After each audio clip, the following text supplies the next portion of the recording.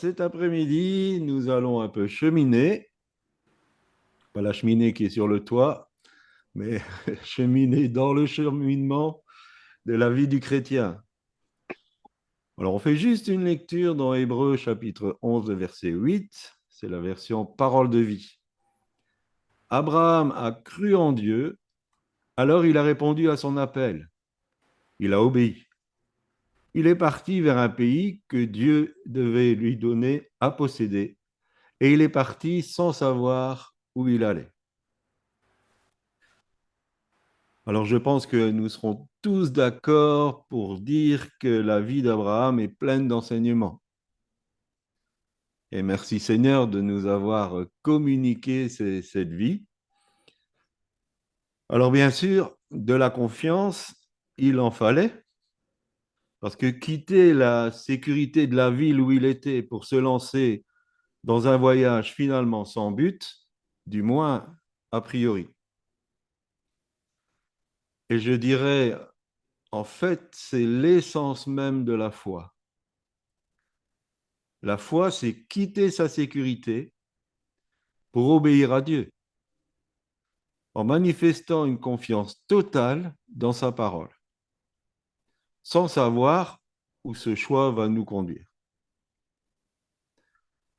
Alors ça me fait penser un peu au voyage du pèlerin.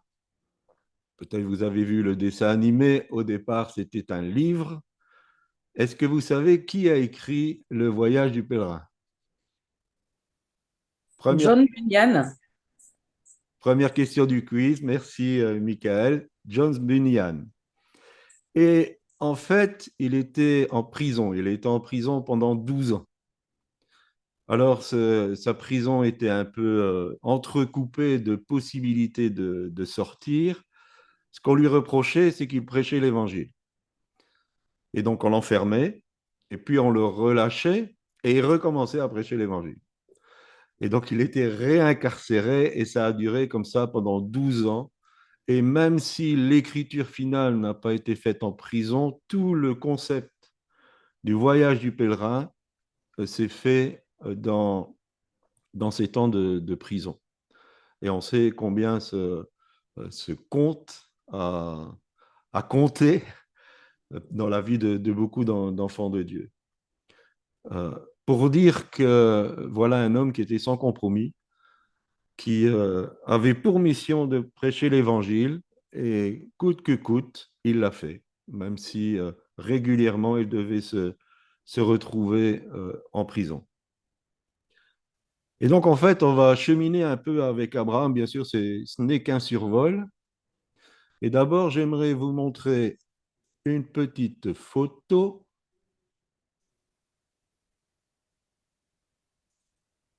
Voilà. Est-ce que vous voyez? Est-ce que vous voyez la photo? Oui, on l'a. Alors, le voyage d'Abraham a commencé ici, à Ur, pas loin du golfe Persique. Et en fait, Terah, son père, voulait aller à Canaan. Mais au lieu d'aller à Canaan, il est parti pour Haran ou Charan, selon les traductions. Et là, certainement âgé, il n'a jamais été plus loin. Et donc, il est décédé à Charan.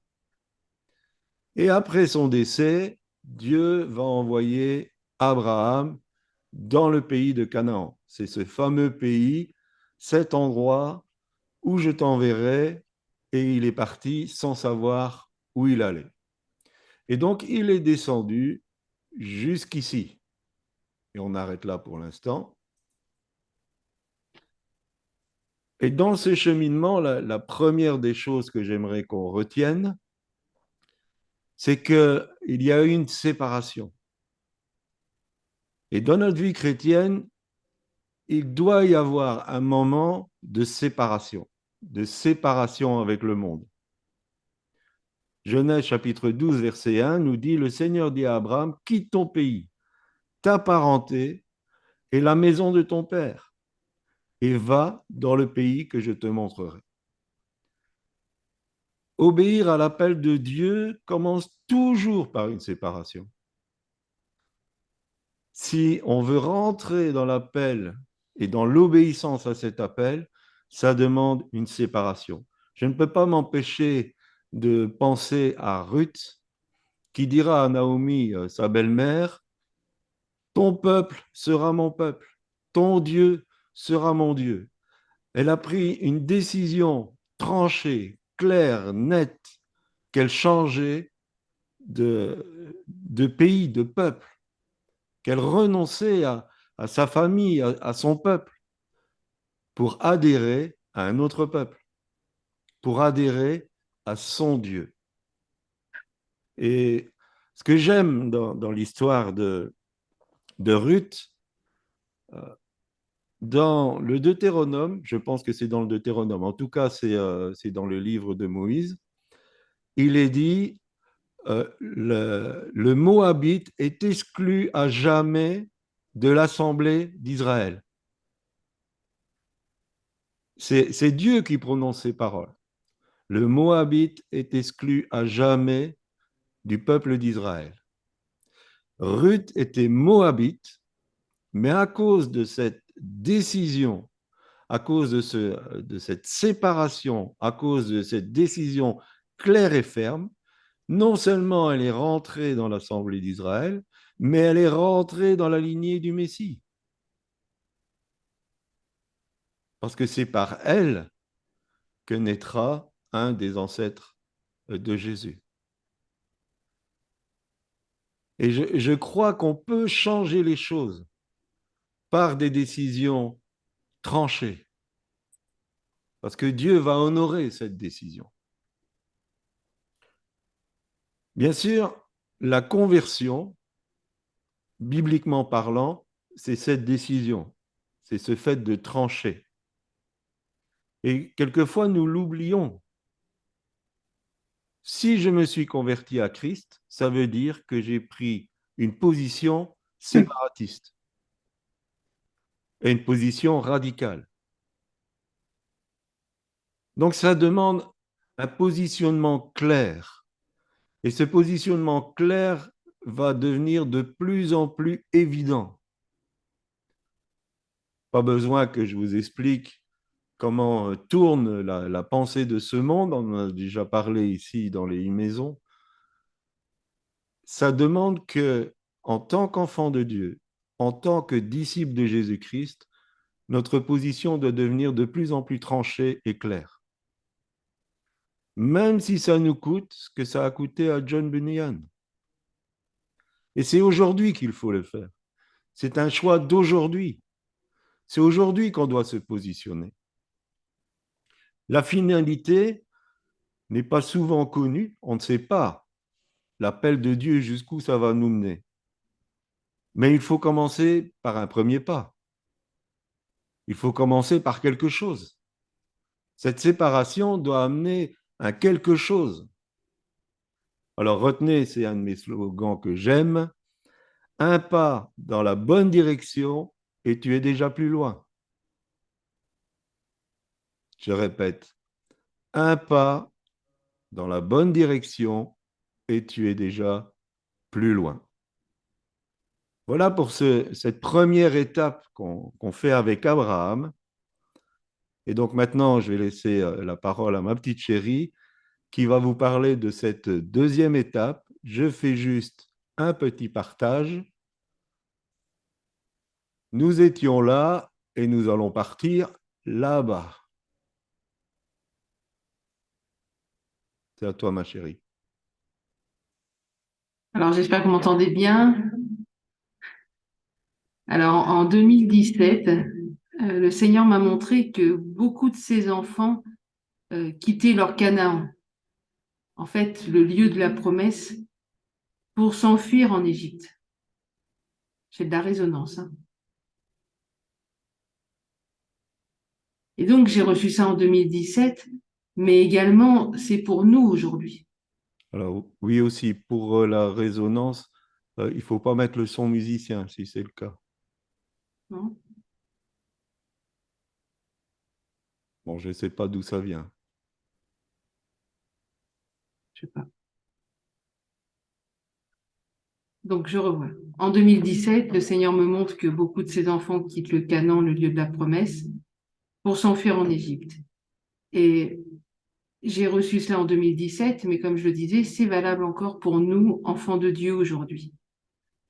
Si nous lisons Genèse chapitre 12, verset 10, il nous est dit qu'il y eut une famine dans le pays et Abraham descendit en Égypte pour y séjourner, car la famine pesait lourdement sur le pays.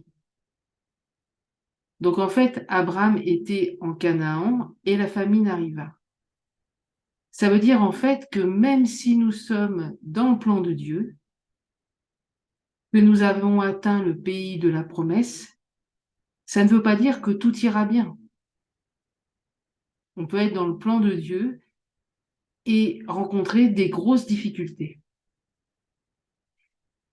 Et de la même façon que Abraham, certains enfants de Dieu sont véritablement dans le plan de Dieu, ils sont arrivés dans leur Canaan, dans le pays de la promesse, mais survient une famine. Alors ça peut être une famine financière, ça peut être une famine sentimentale, une famine dans le ministère, une famine de toutes sortes. Et peut-être que quelqu'un au milieu de nous, ou qui va écouter cette vidéo, traverse aujourd'hui une famine. Au verset 8 du chapitre 12, il nous est dit qu'Abraham construisit un autel en l'honneur de l'Éternel et fit appel au nom de l'Éternel. Et au verset 10, le voilà qui part en Égypte. Et de la même façon, eh bien, quand les temps deviennent difficiles, des enfants de Dieu quittent l'autel, le lieu en fait du pardon, le lieu de passage dans une nouvelle vie, le lieu de la consécration, le lieu de l'adoration, pour se laisser inspirer par l'esprit du monde.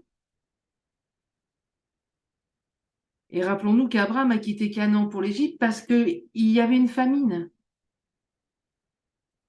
En fait, c'est dans ces circonstances qu'il a menti, que Sarai, sa femme, a été enlevée par Pharaon, qu'il l'a prise pour épouse. C'est en Égypte, en fait, qu'Abraham est rentré dans le compromis. Et il a reçu des cadeaux empoisonnés, ce qui a provoqué des circonstances dramatiques. Et ça, mon chéri vous en parlera tout à l'heure. Mais en fait, une chose qui est certaine, c'est que comme pour Abraham, quitter Canaan, le pays de la promesse pour l'Égypte, pays du compromis, aura toujours des conséquences dramatiques pour nos vies. Toujours. Alors on peut se demander, mais à quelle occasion je quitte mon Canaan pour l'Égypte? Eh bien, à chaque fois que nous quittons l'endroit où Dieu nous a placés, sans qu'il nous ait demandé de le faire. Alors, j'ai pris quelques exemples. Tout ça est tiré de la prophétie de 2017, donc vous pouvez la retrouver. Mais en fait, par exemple, quand on cherche un emploi mieux rémunéré, qu'on veut de l'argent à tout prix, au détriment du temps qu'on passe avec Dieu ou qu'on passe avec nos familles. Quand on fait des alliances compromettantes aussi dans le ministère, pour être plus en vue, peut-être avoir plus de popularité. Peut-être quand on recherche un conjoint aussi.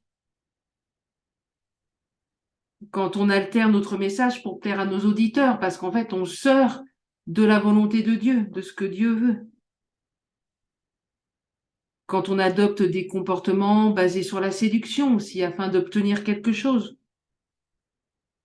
Et quand nous entrons dans des activités qui correspondent absolument pas à notre appel. En fait, on pourrait résumer à ce que c'est toutes les fois où nous nous laissons gagner par l'optique de réussir. Et en fait, c'est un déplacement d'un royaume à un autre royaume, d'un endroit où les règles sont différentes. D'un côté, vous avez la conduite par l'esprit, et de l'autre côté, vous avez la conduite par les traditions. C'est un endroit où les priorités sont différentes. En Canaan, nous satisfaisons Dieu. En Égypte, on satisfait l'humain. c'est un endroit où les aspirations sont différentes. En Canaan, notre aspiration, c'est l'avancement du royaume de Dieu. En Égypte, c'est notre propre réalisation. Alors des fois, on se dit, bah oui, mais c'est juste pour un temps. Cependant, les conséquences seront lourdes. Les conséquences seront lourdes pour celui ou celle qui quitte Canaan au profit de l'Égypte. Alors, est-ce que ça veut dire que la promesse de Dieu a changé? Est-ce que pour Abraham, la promesse de Dieu avait changé? Non. Et de la même manière, pour toi qui m'écoutes, si tu as quitté ton Canaan pour partir en Égypte, la promesse de Dieu n'a pas changé. Ce que Dieu dit, il l'accomplit. Dieu a-t-il demandé de quitter ton Canaan? Non. Et comme Abraham, tu t'es peut-être laissé inspirer par cette famine apparente. Et c'est ainsi, en fait, qu'on laisse le doute s'installer, et pourtant, on sait très bien que, au fond de notre cœur, on sait très bien que l'endroit de la promesse, c'est là, c'est pas ailleurs. En fait, l'Égypte, ça représente la pensée du monde et tous ses attraits. C'est le lieu où il nous semblera enfin pouvoir vivre. Et même si nous pensons n'y séjourner que quelque temps, comme je disais tout à l'heure, ça aura des graves conséquences. Je pense qu'on oublie souvent qu'un peu de levain, nous dit la parole, fait lever toute la pâte. Et l'Égypte, c'est un lieu de compromis, de mensonges. Et c'est un lieu aussi où les seuls autels qui sont bâtis sont ceux à des dieux étrangers. C'est un lieu, en fait, où on oublie de consulter Dieu, un Dieu où on n'adore plus Dieu, un Dieu où Dieu ne sera plus Dieu pour notre vie. Alors ma question aujourd'hui, pour chacun d'entre nous, je me compte dedans, où est-ce que nous nous trouvons aujourd'hui? Où te trouves-tu? Est-ce en Canaan? Est-ce en Égypte? Et as-tu en toi la pensée de partir en Égypte? Parce qu'il y a une famine apparente. Je pense que pour chaque enfant de Dieu, c'est le temps de répondre en toute honnêteté à cette question et sans se voiler la face.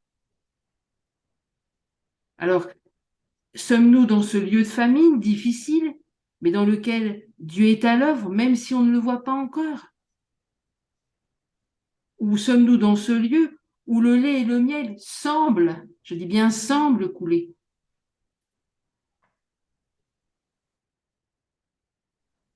Il faut se rappeler qu'il n'y a qu'en Canaan que coulera véritablement le lait et le miel, non ailleurs.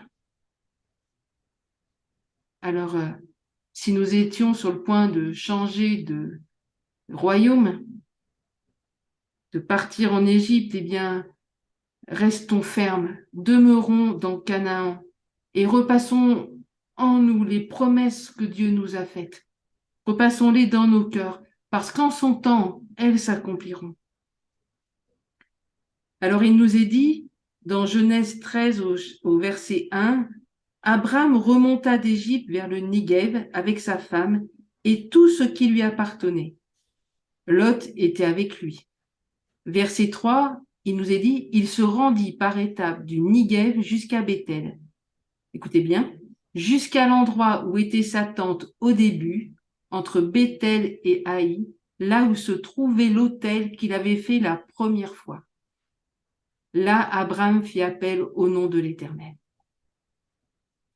Donc, de la même manière, si aujourd'hui tu es parti séjourner en Égypte, eh bien, Dieu t'invite à revenir. Reviens dans ton Canaan, le pays de la promesse pour toi. Reviens à l'autel,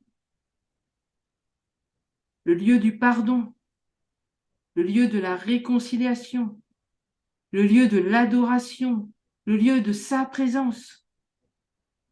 Parce que c'est là et seulement là que tu entendras à nouveau la voix de Dieu. Et c'est là que ta destinée, que notre destinée en lui pourra se réaliser pleinement. Alors voilà, c'est le message que j'avais vraiment sur mon cœur.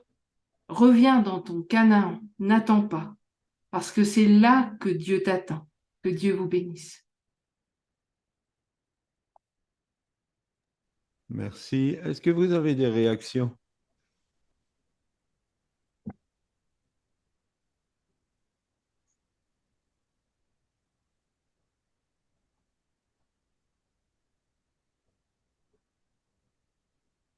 Est-ce que vous voulez intervenir? Oui, je voudrais juste partager quelque chose qui me vient. Me concernant aussi. Canaan, pour moi, l'Égypte, pour moi, peut représenter une attitude de cœur. Peut-être pas forcément un déplacement géographique, mais une attitude de cœur.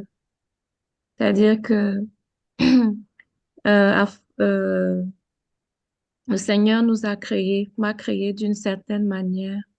Et parce que j'observe la famine ou les difficultés qui sont liées à une personnalité, à ma personnalité ou à ce que je porte, je suis en train de me déplacer vers l'Égypte en devenant une personne agressive, insensible.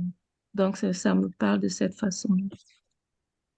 Donc, peu importe ce qui se passe, le mieux est de garder son cœur pur, d'accepter la personnalité que Dieu m'a donnée.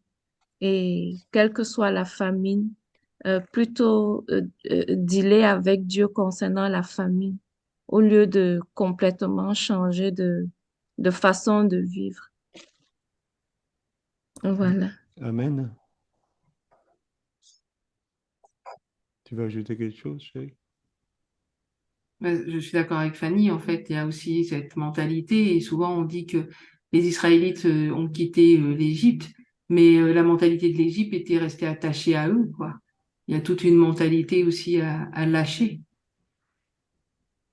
C'est un peu ça que t'expliquais, Fanny. Moi, je retiens vraiment que la compromission avec le monde fait toujours, d'une manière ou d'une autre, glisser vers l'adoration de dieux étrangers. Et ça, je pense que c'est vraiment une alerte prophétique forte pour nous tous. Merci, Pasteur Corinne. Soyez bénis.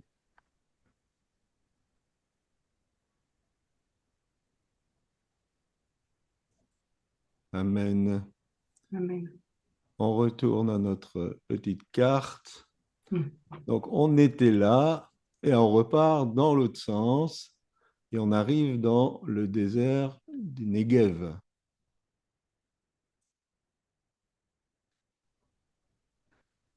Alors, j'ai appelé ça le niveau plus plus. Je vous lis Genèse chapitre 13, verset 9. Tu as tout le pays devant toi, séparons-nous. Si tu vas vers le nord, j'irai vers le sud, et si tu vas vers le sud, j'irai vers le nord.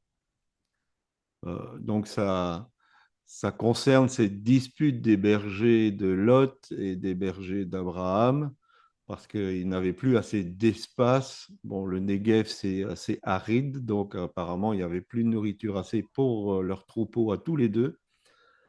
Et donc, malgré qu'il soit le patriarche, Abraham va donner à Lot la possibilité de choisir où il veut aller. Et nous avons eu une très bonne prédication de notre frère Jean-Pierre sur la ligne rouge. Et donc, il va partir pour Sodome. Et Abraham va partir dans les montagnes. Le principe que je veux relever ici, c'est que la séparation du début, c'est la séparation du début. Au plus nous allons marcher dans la sanctification, dans la sainteté, au plus la séparation va se faire. D'ailleurs, être saint veut dire être mis à part, consacré, séparé. Et Abraham n'avait pas complètement obéi au départ. Parce que Dieu lui avait dit, laisse ta famille. Mais il a pris Lot. Et à un moment donné, ce manque d'obéissance complet pose problème. Et ça va toujours poser problème.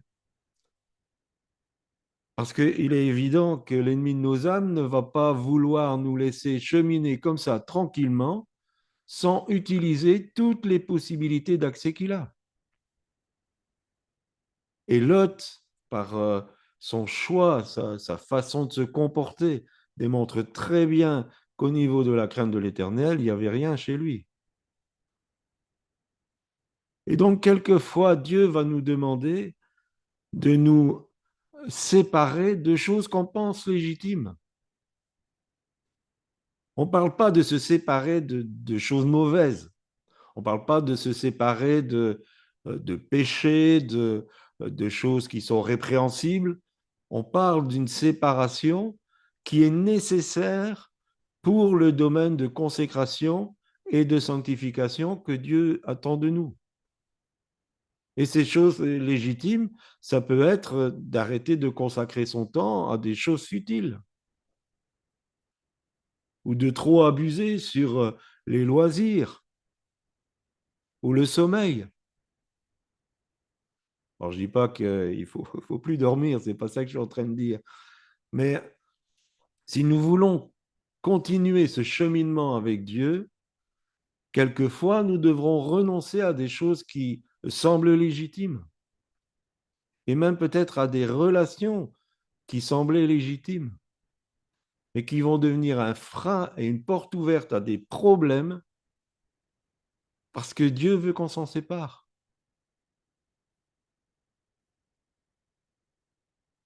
La séparation que demande ce sacrifice est nécessaire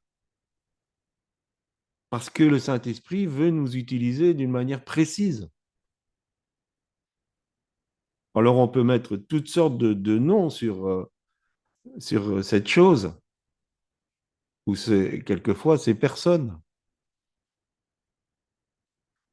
En fait, le niveau plus, c'est le niveau du chemin du renoncement. Comme on en a déjà parlé aussi ici, c'est la porte étroite, le chemin resserré. C'est le chemin du renoncement. Parce que justement, par rapport à ce qui a été dit, ou ne pas retourner en Égypte, nous avons le sens des priorités. Nous avons le sens que nous sommes que des pèlerins sur cette terre. Nous faisons que passer. Je pense que dans notre pensée, nous devons avoir cette mentalité du voyageur. De dire, c'est pas ici mon pays, c'est pas ici que je dois m'installer. Et je dois cheminer avec mon Dieu et trancher tout ce qui pourrait être un frein dans ce cheminement. On en arrive à la 4e étape. Donc, je ne vous remontre pas la carte, mais on arrive effectivement à Bethel, en Canaan. Et donc là, les années vont passer. Et en fait, 10 ans. Donc, imaginez la promesse du départ d'un fils. Ça fait 10 ans, il n'y a toujours rien. Les années passent. Abraham doit au moins avoir 85 ans. Parler d'un âge pour devenir père. Sarah devait avoir dans les 75 ans, et peut-être même plus. Donc la promesse devient de plus en plus impossible. Les probabilités de la promesse, elles s'éloignent de plus en plus. Alors là, il y a une grosse boulette qui va être faite. Genèse chapitre 16, le verset 3. Alors Sarai, femme d'Abraham, prit sa servante égyptienne Agar et la donna comme femme à Abraham, son mari, après qu'il eut habité 10 ans dans le pays de Canaan. Donc c'était une coutume habituelle d'avoir des mères porteuses. Ma question, j'aimerais que vous y répondiez. D'où elle vient cette Agar?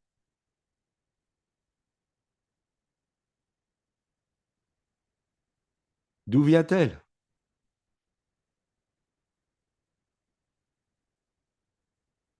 Réfléchissez. Olivier, ouvre ton micro. D'Égypte, Oui. Depuis quand?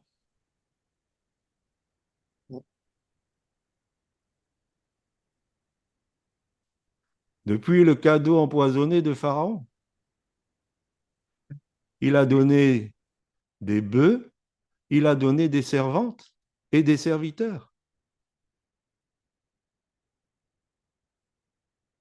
Voilà le cadeau empoisonné qui vient du compromis. Et pourquoi cette femme-là?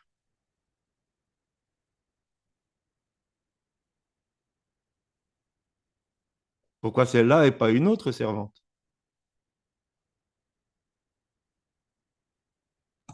Parce que c'était celle qui restait près d'eux. Oui, c'est bien Marilyn. C'est parce que c'est celle qui était spécialement désignée pour être au service de Sarah. Hum, hum, Donc la brèche est arrivée jusqu'au centre du foyer. hum. La brèche ouverte en Égypte est arrivée jusqu'au centre du foyer. Et c'est quoi derrière ça?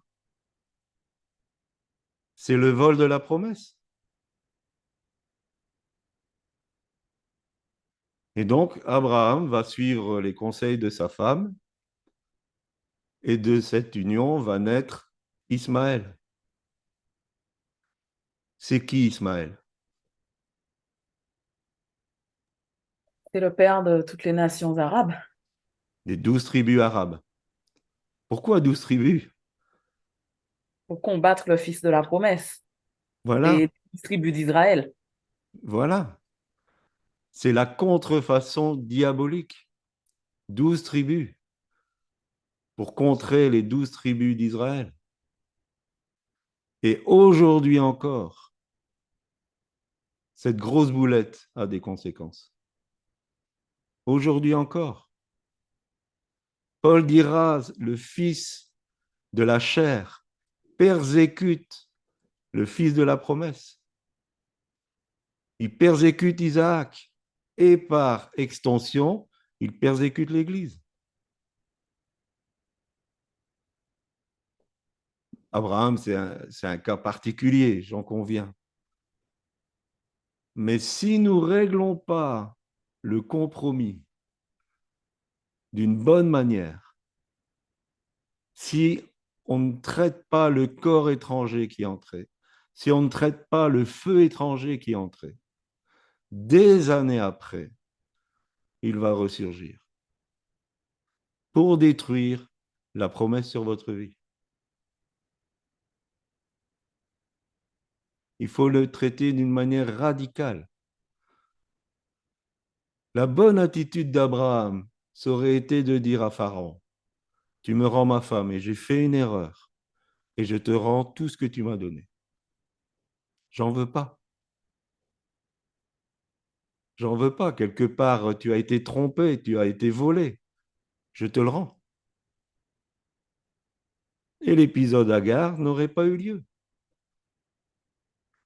Donc, si nous sommes tombés dans le compromis, réglons les choses et coupons toute possibilité au diable d'utiliser après,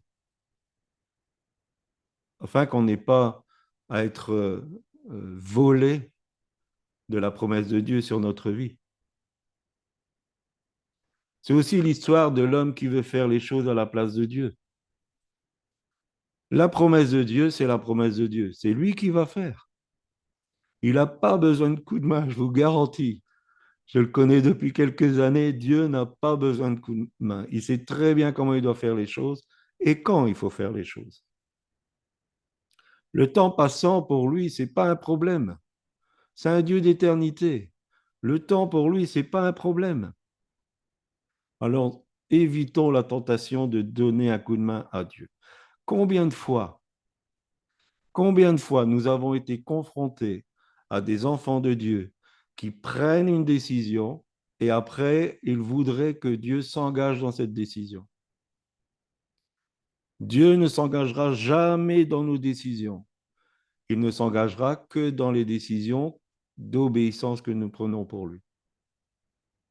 Et là, il sera fidèle à sa parole. Mais si nous décidons quelque chose et après on demande sa bénédiction, Dieu ne marchande pas comme ça, il ne fonctionne pas comme ça. Si nous voulons le meilleur pour notre vie, il faut dire, Seigneur, qu'est-ce que tu décides, toi, pour ma vie? Et là, Dieu sera fidèle. Mais n'essayez pas d'engager Dieu dans nos magouilles. Ça ne marchera pas. Jamais il se laissera compromettre. Jamais.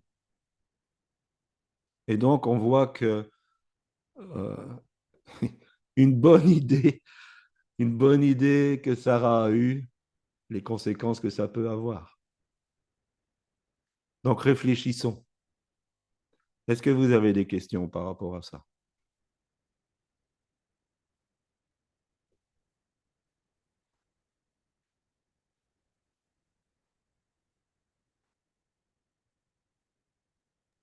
Moi, je veux bien donner un témoignage. Voilà, j'ai dû quitter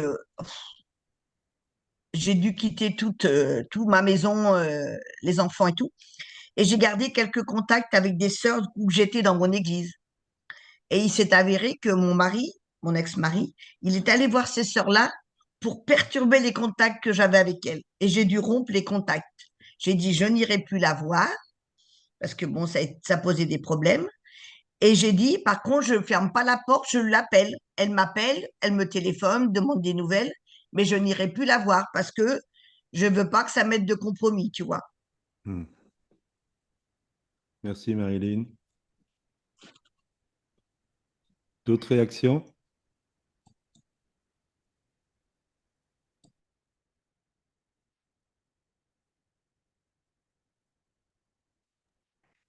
Nous allons un peu plus loin.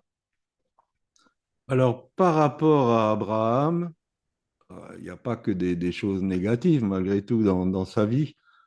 Euh, il ne faut pas être trop dur. Il n'y avait pas de Bible, il n'y avait pas de serviteur de Dieu pour conseiller. Donc voilà, il marchait en fonction de comment ça se passait. Et Dieu, quelquefois, était sporadique dans sa façon de parler. Il faut savoir que tout l'épisode d'Égypte, Dieu n'a pas parlé à Abraham. Il lui a reparlé quand il s'était séparé de Lot.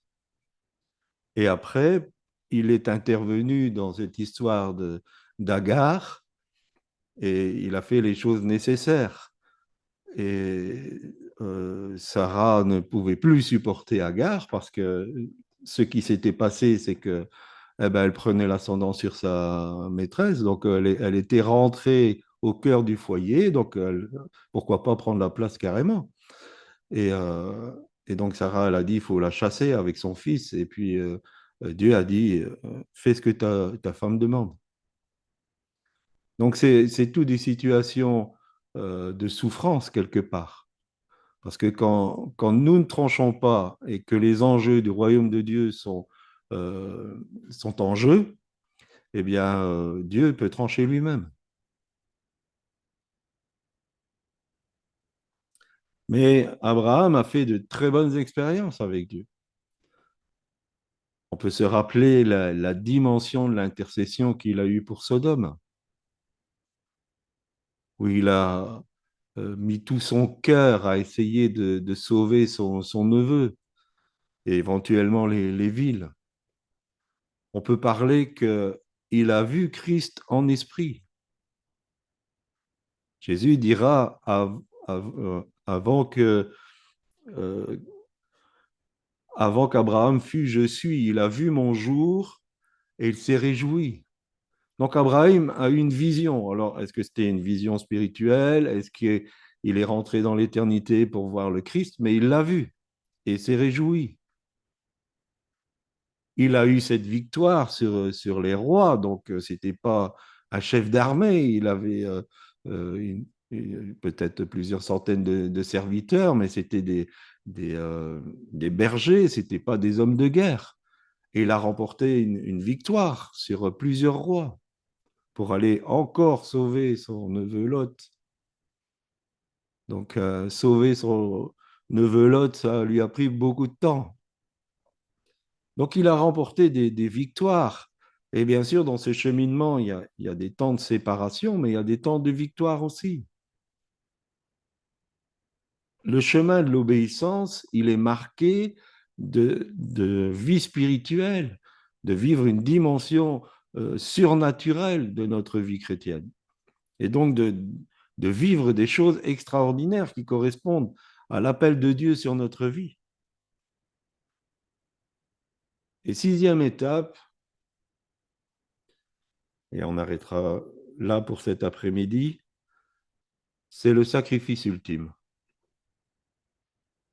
Genèse 22, verset 2, Dieu dit, prends ton fils, ton unique, celui que tu aimes, Isaac. Va-t'en au pays de Morija, et là, offre-le en holocauste sur l'une des montagnes que je te dirai. Alors, Abraham a attendu 25 ans, jusqu'à sa 100e année, pour voir l'enfant de la promesse. Sarai, mais son nom a été changé par l'Éternel lui-même, Sarai avait 90 ans. C'était un miracle extraordinaire. Et on peut lire dans la parole que Abraham n'a pas regardé les circonstances. Il a fait du chemin entre fuir la famine et ne pas regarder aux circonstances. Le cheminement dans la vie chrétienne fait que nous progressons, nous nous améliorons, nous allons plus loin. Cette foi, elle s'enracine de plus en plus dans la parole de Dieu, dans la personne de Dieu lui-même. Et donc, après ces 25 ans de patience, Isaac naît, et environ 15 ans après, donc Isaac devait avoir une quinzaine d'années, ce n'était pas un bébé, hein, devait avoir une quinzaine d'années, voilà que Dieu va demander quelque chose qui correspond absolument pas au Dieu qu'Abraham connaît. Et il va lui demander un sacrifice humain. Je ne sais pas vous, mais est-ce que nous avons déjà été confrontés à un moment de notre vie où Dieu nous demande quelque chose qui ébranle complètement ce que nous croyons connaître de lui? En tout cas, pour Abraham, c'était le cas. Et Abraham va réussir le test de la foi haut la main. Sa formation, elle est complète. C'est un homme accompli. Il en est arrivé au point de se dire, si Dieu me demande ça, c'est qu'il a des bonnes raisons, que je ne comprends certainement pas, mais il est capable que je fasse le sacrifice et qu'il ressuscite mon fils.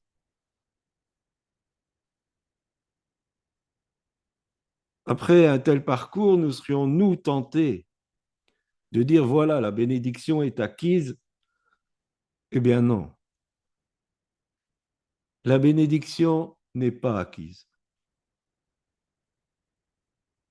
Nous n'allons certainement pas passer par le chemin d'Abraham tous, mais nous devons nous préparer à pouvoir rendre au Seigneur ce qu'il a donné. Quand nous pensons à la parabole des talents, rappelez-vous, l'investissement de Dieu, les 5 talents, les 2 talents, le 1 talent, c'était pour lui. Il ne les a pas donnés pour que ses serviteurs soient plus riches. Il a donné pour qu'ils fassent fructifier ce qu'il avait reçu. Nous sommes trop possessifs. Nous sommes trop individualistes. Parce que nous pensons que la bénédiction nous est acquise. Elle ne nous est pas acquise. Quand Dieu donne, c'est pour que nous puissions donner. Quand Dieu pourvoit, c'est pour que nous puissions pourvoir. Quand Dieu console, c'est pour que nous puissions consoler. La bénédiction ne nous est pas acquise. Et un jour ou l'autre, dans le chemin de cette progression avec Dieu, il va nous redemander ce qu'il nous a donné.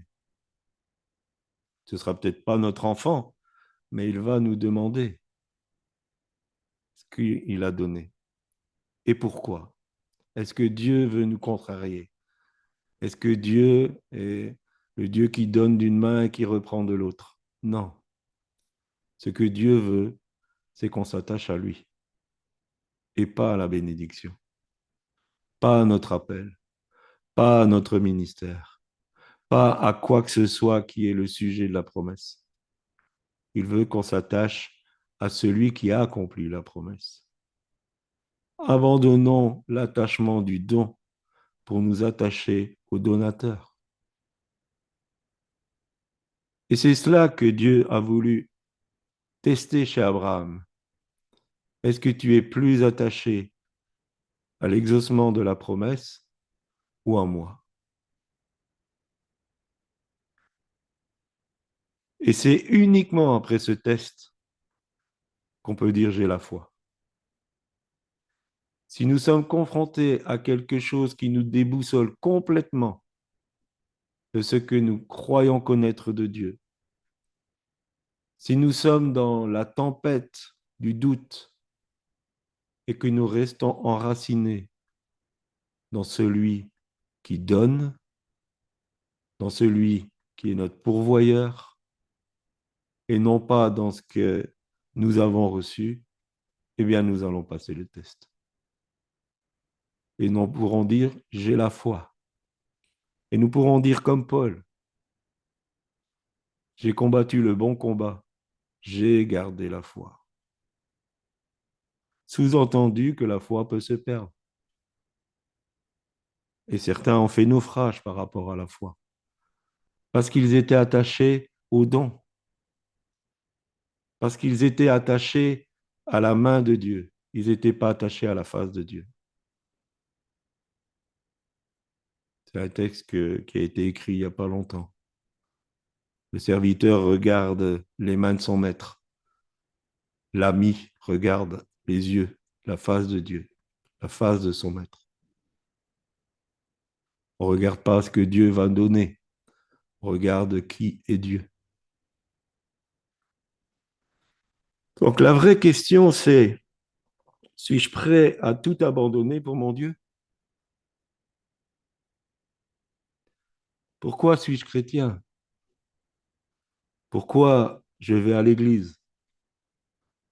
Pourquoi nous sommes réunis cet après-midi? Et j'étais attiré par ce que Dieu peut faire pour moi, ou mon souhait est-il de me donner entièrement à lui? Et j'espère que ces questions seront un abandon complet de votre vie à ce grand Dieu. Et la parole de conclusion, je la donne à ma chérie, et je pense aussi qu'elle va poser une série de questions.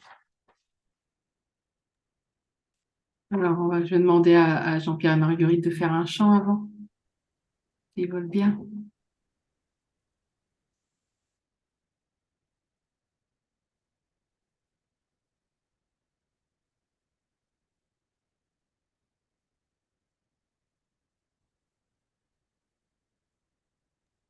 Le micro est fermé, Jean-Pierre.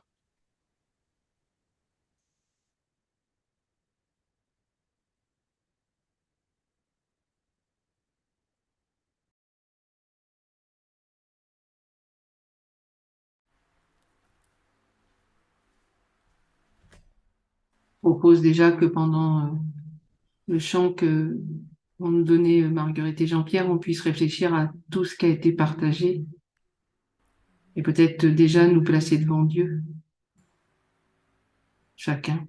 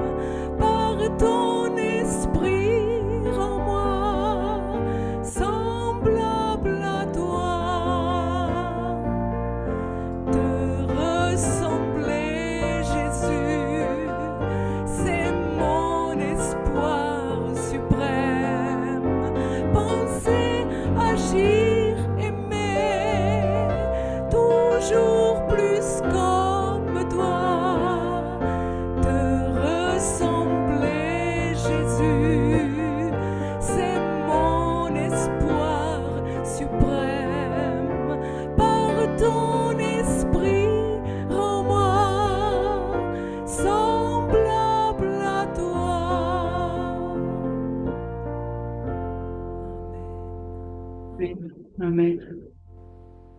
Alors, les questions qu'on pourrait se poser cet après-midi, il y en a déjà eu pas mal qui ont été dites, mais sommes-nous vraiment séparés du monde? Sommes-nous encore dans le compromis de l'Égypte? Avons-nous fait la séparation même avec les choses légitimes que Dieu nous demande? Avons-nous réglé le compromis afin que leurs conséquences soient enrayées? Sommes-nous déjà arrivés aux expériences spirituelles comme ça a été expliqué aujourd'hui? Et sommes-nous prêts à faire le sacrifice ultime, s'attachant plus au donateur qu'au don lui-même? Et sommes-nous encore dans le lieu de la présence de Dieu, de la communion avec Dieu et de l'adoration? Ces questions, on peut chacun se les poser et y répondre dans nos cœurs. Et peut-être on peut avoir un temps de prière et que chacun se sente libre de s'exprimer devant Dieu.